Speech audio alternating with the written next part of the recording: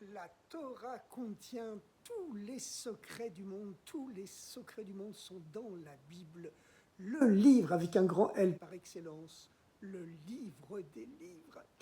Et les trois pères du peuple juif, Abraham, Yitzhak, Yaakov, Abraham, Isaac, Jacob, effectivement, ils ont donné naissance à toutes les grandes civilisations du monde.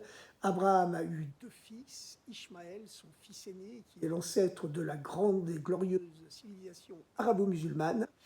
Et ensuite, il a eu un deuxième fils, Yitzhak, qui est lui l'ancêtre de la civilisation juive israélite, israélienne. Et puis ensuite, Yitzhak, à son tour, a eu deux fils, deux jumeaux. Le premier des deux jumeaux, Ésaü, Esav en hébreu, l'aîné, est l'ancêtre de la civilisation chrétienne occidentale, tandis que le second, eh bien, c'est Yaakov, qui plus tard, après le combat avec l'ange de Esav, va se faire appeler Israël, qui est bien sûr l'ancêtre direct du peuple juif, avec ses 12 fils qui vont devenir les pères des 12 tribus d'Israël. Et la paracha Vaishlach, la paracha du message, du messager, eh bien, elle compte le retour de Jacob, Yaakov, qui s'était enfui de la terre d'Israël parce que son frère Ésaü, Esav, l'ancêtre de la civilisation chrétienne occidentale, voulait l'assassiner. Pourquoi voulait-il l'assassiner ? Bien parce que vous savez que l'Occident chrétien a conquis le monde entier par le fer et par le feu, avec la colonisation, etc., etc.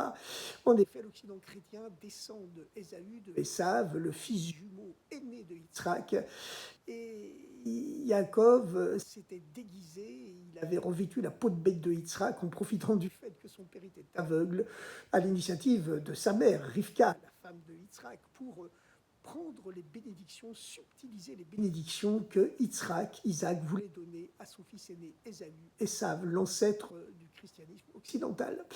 Et donc, Esav avait coutume de s'habiller de peau de bête, mais il l'a gardé pour les grandes occasions. Yaakov lui a subtilisé, a profité de ce que son père était aveugle et a reçu les bénédictions.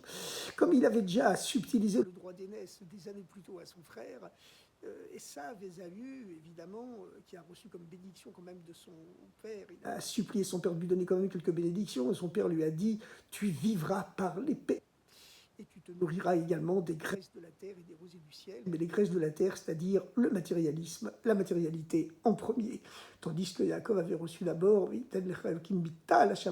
rosées célestes, c'est-à-dire la spiritualité en premier, et de la richesse matérielle en deuxième. Mais Esav, lui, a reçu la matérialité en premier et la spiritualité seulement en deuxième. Et Yitzhak lui a rajouté « Tu vivras par ton glaive ». Donc, voilà, et en plus il est roux, c'est la couleur du sang. Donc on dit que les rouquins ont quelque part caché en eux quelques petites gènes de violence.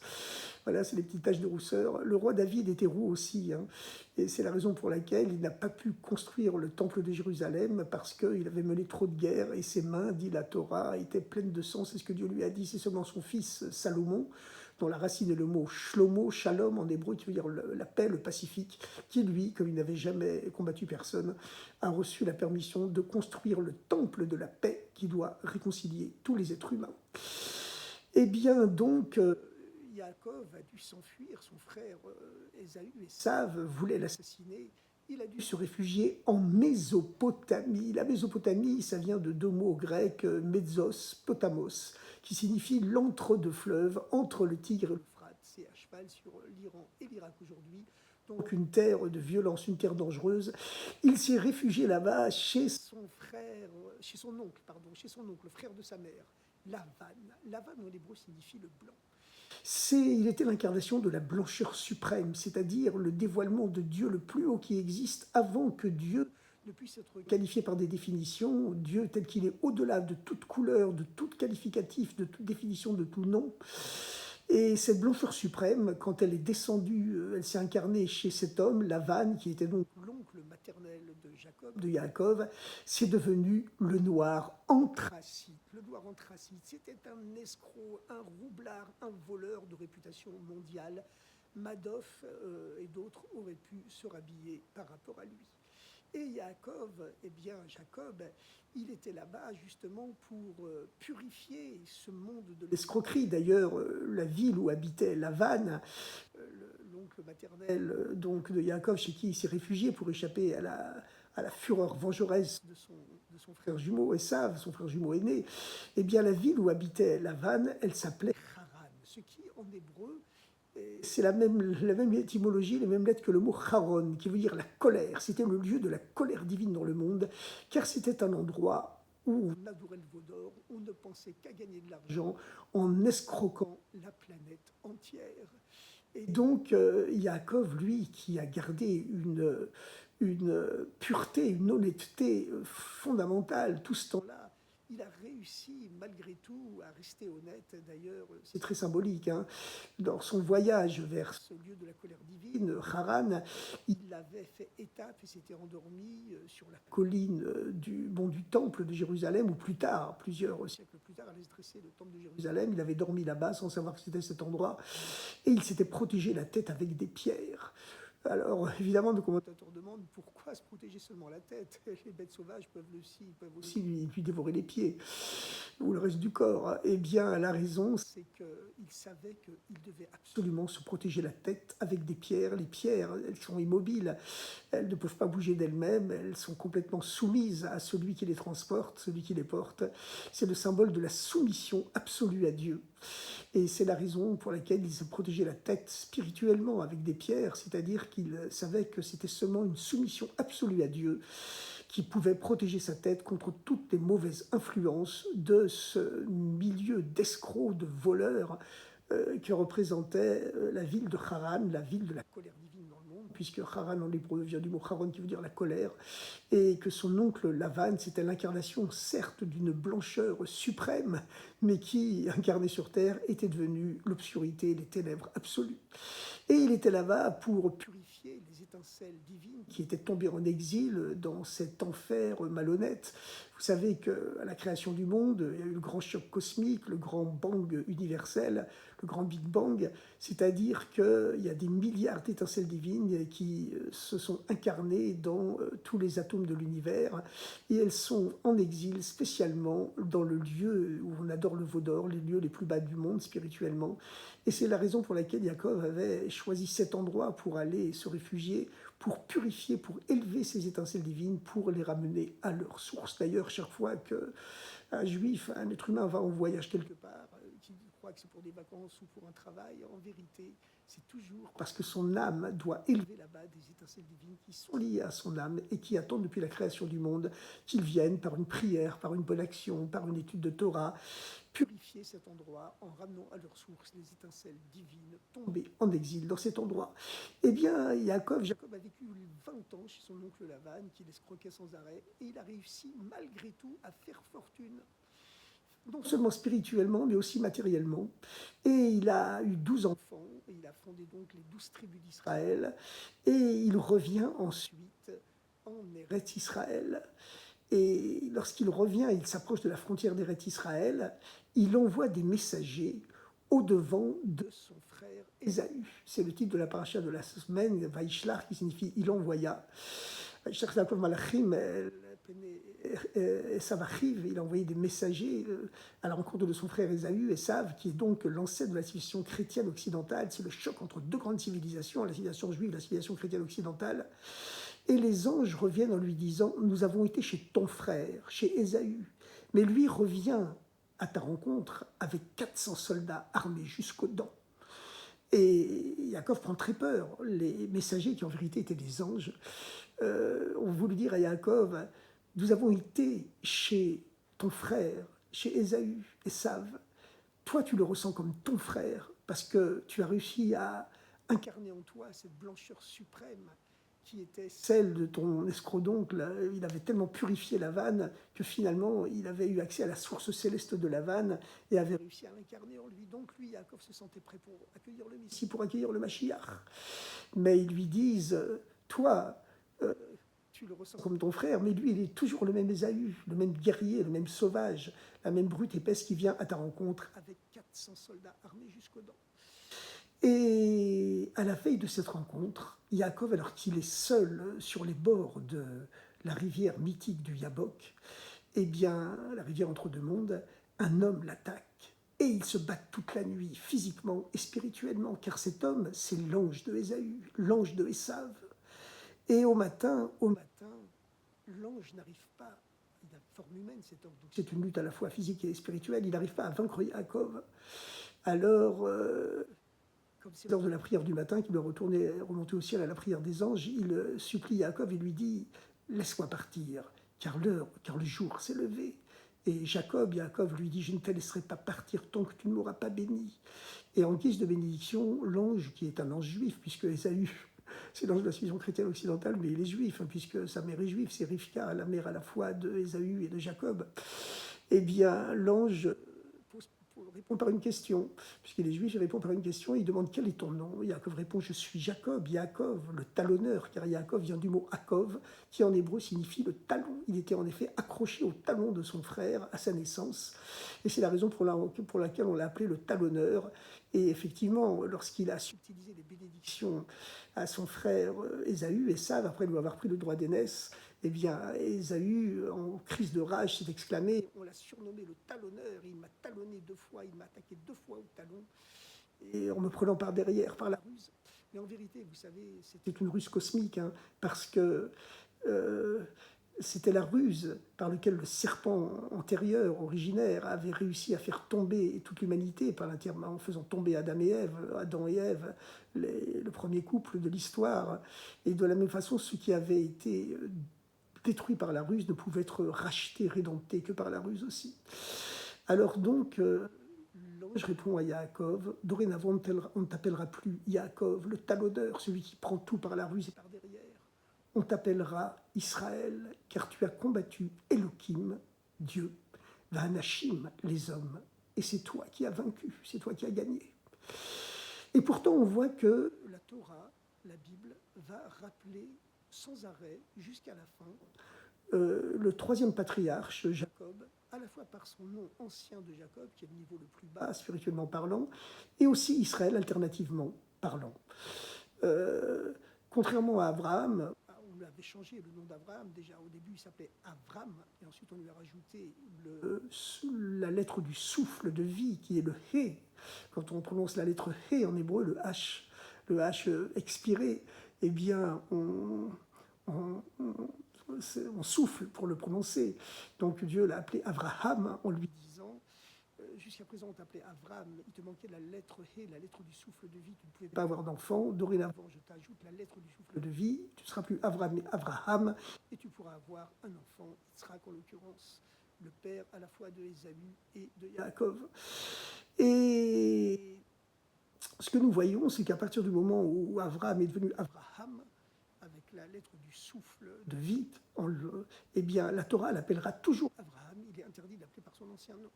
Tandis que Yaakov, bien qu'il soit passé au niveau plus haut de Israël, la Torah continuera à l'appeler alternativement par son nom de Yaakov, Jacob, et le nom supérieur d'Israël. Quelle est la signification d'Israël? La racine du mot Israël, c'est Sar, qui veut dire le prince.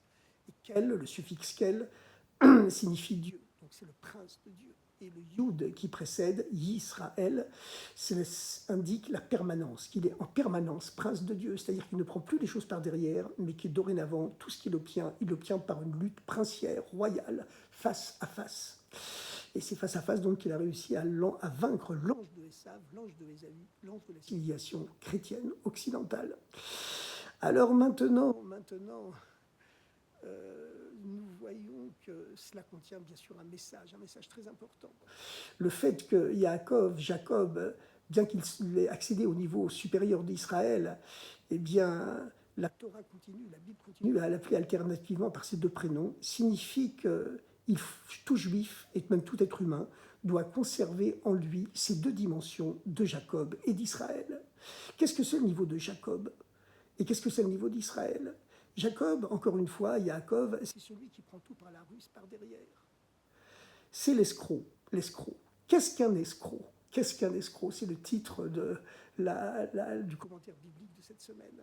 Un escroc, c'est quelqu'un qui vous fait croire qu'il est à votre service. Mais quand on arrive au point central de l'affaire, brusquement se dévoile la vérité. Non seulement il n'a jamais été à votre service, mais c'est lui qui avait été à son service à lui depuis le début.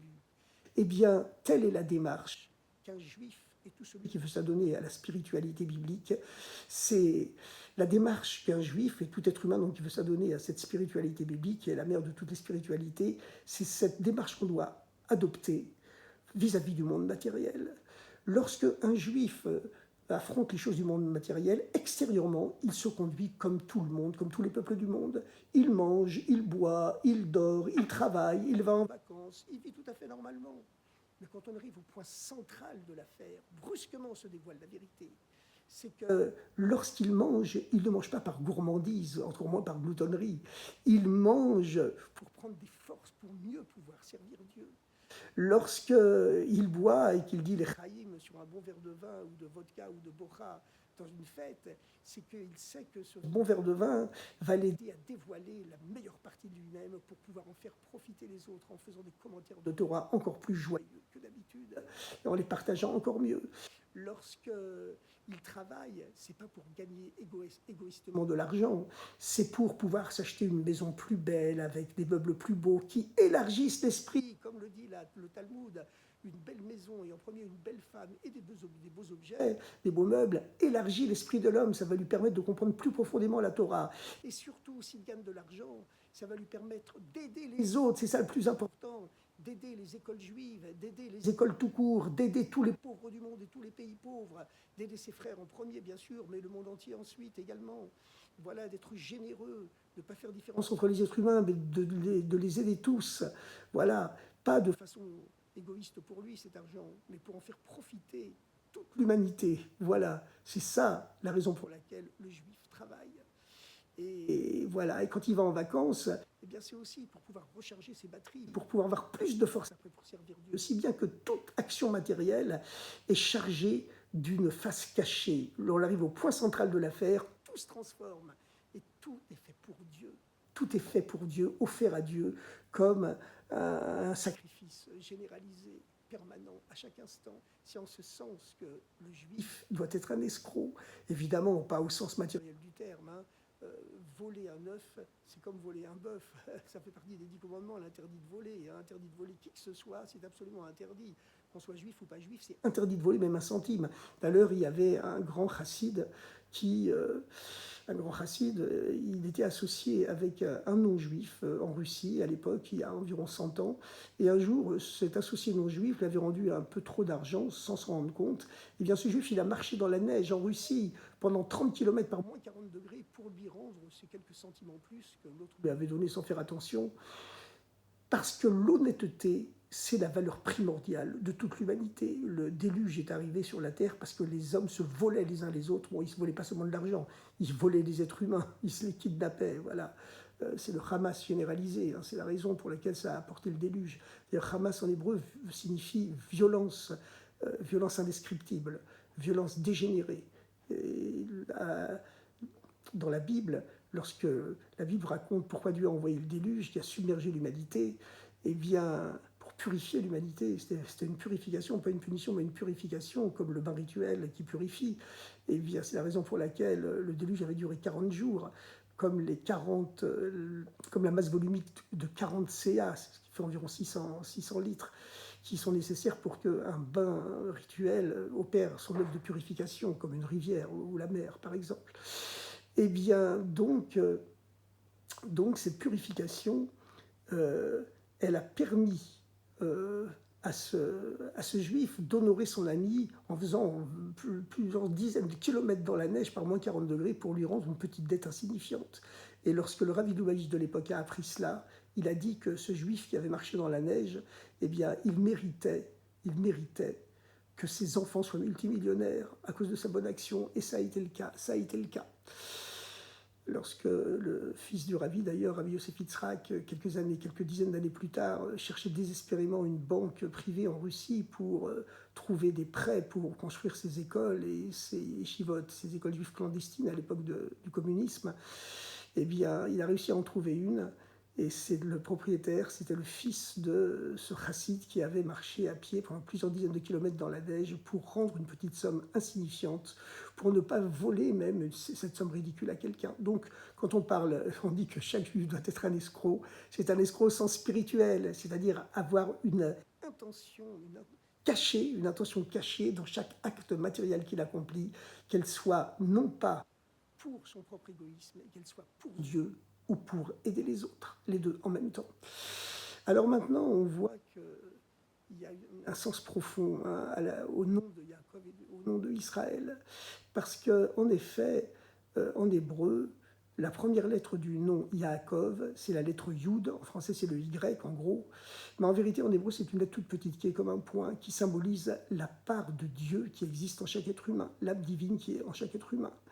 Et Yaakov signifie le talon, c'est-à-dire que chez Yaakov, seul le talon de l'âme divine était dévoilé chez lui. Comme le talon de l'âme divine était dévoilé chez lui, il ne pouvait prendre les choses que par la ruse, que par derrière. Par contre, l'anagramme du nom Israël, si vous regardez bien toutes les lettres du mot Israël, eh bien l'anagramme c'est Li-Rosh, qui signifie non plus le talon, mais au contraire, Rosh signifie la tête en hébreu, la tête de l'âme, le niveau le plus haut de l'âme. C'est-à-dire que le combat contre l'ange de Ésaü, l'ange de la civilisation chrétienne occidentale, c'était un combat matériel, physique, mais surtout spirituel. C'est-à-dire qu'à travers ce combat, Yaakov, pour vaincre l'ange, a été obligé de dévoiler le summum de son âme, et son âme divine, le plus haut niveau, la tête de son âme s'est dévoilée en lui. Et l'anagramme de Israël, c'est Li-Rosh, qui signifie la tête de l'âme, le niveau le plus haut de l'âme qui s'est dévoilé en lui. À ce moment-là, l'ange lui a dit, tu as combattu Elohim, le divin, les Anashim et les humains, et tu as vaincu. Mais qu'est-ce que signifie qu'il a vaincu Elohim? En hébreu, le niveau le plus haut de Dieu ne porte pas de nom, il est trop haut pour porter un nom. On donne un nom à Dieu selon la façon dont il se manifeste. Elohim, c'est un nom pluriel, c'est-à-dire que ça désigne Dieu qui s'incarne le niveau de Dieu qui s'incarne dans les milliards d'atomes de la nature. Et en plus, Elohim, en valeur numérique, puisque chaque lettre hébreu représente un chiffre, lorsqu'on additionne toutes les lettres du nom de Elohim, on obtient le même chiffre que le mot Hateva, qui veut dire la nature. C'est-à-dire c'est Dieu qui se cache, qui se dissimule dans la nature.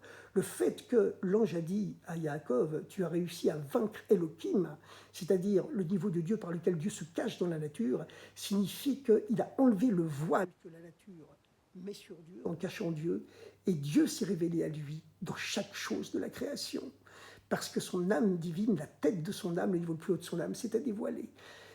Alors que tant qu'il s'appelait Yaakov, qui signifie le talon de l'âme, le niveau le plus bas de l'âme, qui s'était dévoilé en lui, eh bien, la nature continuait de cacher Dieu, de dissimuler Dieu, comme c'est le cas pour nous tous, pour tous les êtres humains. Mais Yaakov, il est passé à ce niveau supérieur parce qu'acculé au mur, il a été obligé de se battre contre l'ange de toute la civilisation chrétienne occidentale, et il a réussi à dévoiler le niveau le plus haut de l'âme qui était en lui, Li-Rosh, qui est l'anagramme de Israël, non pas seulement prince de Dieu, mais la tête de l'âme qui s'est dévoilée en lui, le niveau le plus haut de l'âme.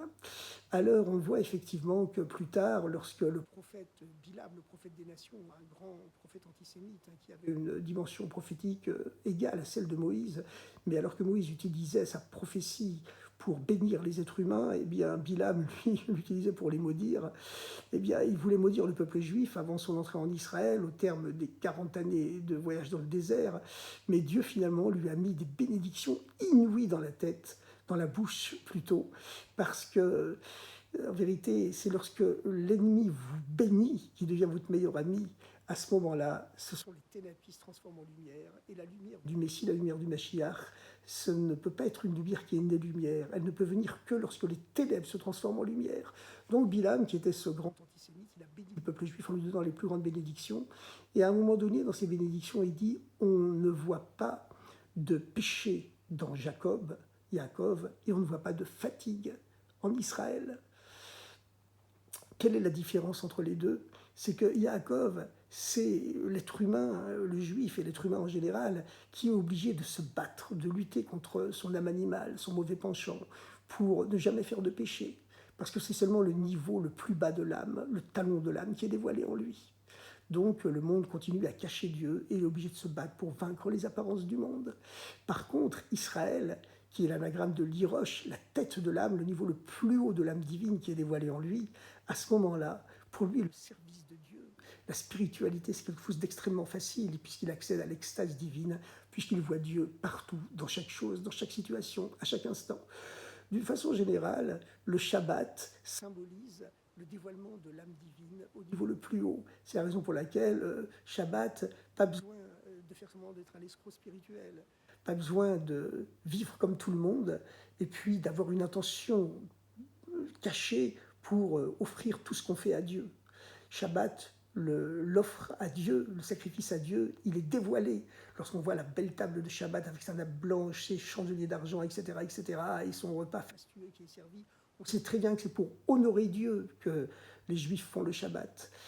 Et par contre, pendant la semaine, eh bien, on redescend au niveau de Jacob, au niveau de Yaakov. Et c'est la raison pour laquelle on chante le fameux cantique Altira, Avi Yaakov, n'aie pas peur, mon serviteur Jacob, lorsqu'on redescend au niveau de Jacob pendant la semaine. Mais bien sûr, il y a les grands justes, les grands maîtres spirituels qui sont au niveau d'Israël toute leur vie.